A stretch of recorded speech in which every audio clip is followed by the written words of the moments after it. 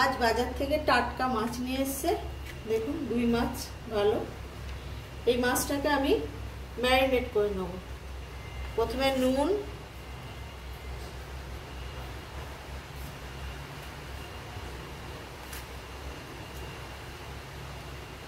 তারপর হলুদ,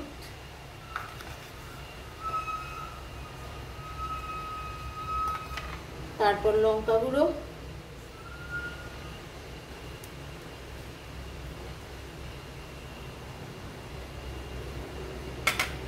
এরপর সাদা তেল ভালো করে সব দিয়ে আমি মাছটাকে ম্যারিনেট করব। মাছটা ভালো করে ম্যারিনেট করা হয়ে গেছে নুন হলুদ মাখিয়ে। এটা আমি 1 ঘন্টার জন্য রেখে দিলাম। কড়াইয়ে তেলটা গরম হওয়া পর্যন্ত অপেক্ষা করব। একটা একটা করে মাছ ভেজে নেব।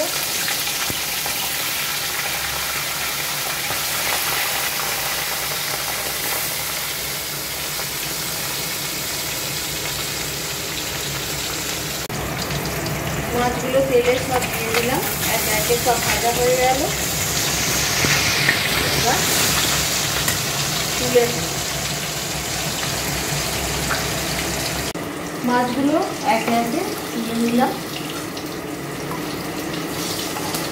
খুব লাল করে ভাজা যাবে না, একটু হালকা হালকা করে এপিট ওপিট করে ভেজে নিয়েছি।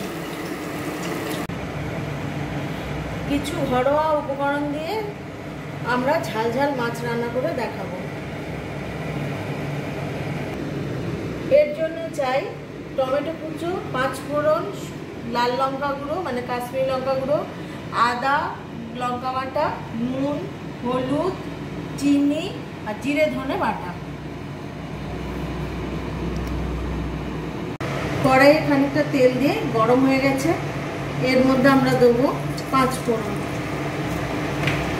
5 ফোড়নটা ভালোভাবে নেড়ে চেড়ে ভালোভাবে গন্ধ উঠে যাবে। এরপর আমরা দিয়ে দিলাম কিছুটা টমেটো। ভালো করে টমেটোগুলো নেড়ে চেড়ে দিতে হবে। নুন একটু দিয়ে দেবো যাতে টমেটোগুলো একটু নরম হয়ে যায়। কালারের জন্য দিয়ে দেবো সামান্য একটু হলুদ।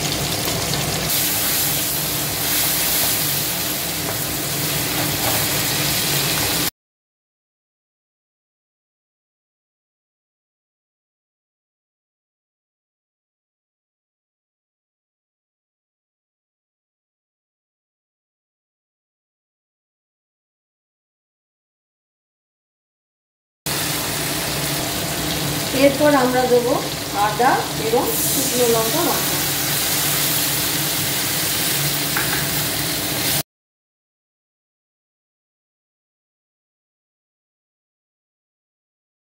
এরপর আমরা দিলাম জিরে ধনে বাটা, একটু সামান্য চিনি পরিমাণ মতো এবং কাশ্মীরি লঙ্কার গুঁড়ো। এরকমভাবে বানিয়ে দেখলে খুব ভালো লাগবে খেতে এবং বাড়িতে খুব অল্প পরিমাণে উপকরণ দিয়েই এই রান্নাটি করা যায়। দেখুন মশলাটা পুরো একদম কষানো হয়ে গেছে, তেল ছেড়ে দিয়েছে। এবার আমরা এতে একটু সামান্য পরিমাণে জল দিয়ে দেব।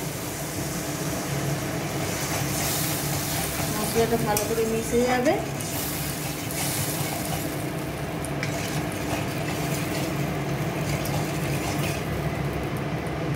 এবার ঢাকনা দিয়ে খানিকক্ষণ ফুটতে দেবো। ভালো করে ফুটে উঠেছে গ্রেভিটা। তারপর মাছগুলো এর মধ্যে দিয়ে দেবো। অল্প উপকরণ লাগে কিন্তু খেতে বড্ড টেস্টি হয়, খুব ভালো হয়। গরম ভাতের সঙ্গে ভালো লাগবে। আপনারা বাড়িতে একবার ট্রাই করবেন, খেয়ে দেখে কমেন্ট করবেন। আমাদের এই রেসিপিটা পরিবেশনের জন্য একদম রেডি হয়ে গেছে। আপনারা খেয়ে দেখবেন এবং ভালো লাগলে লাইক শেয়ার সাবস্ক্রাইব করবেন এবং সঙ্গে থাকবেন।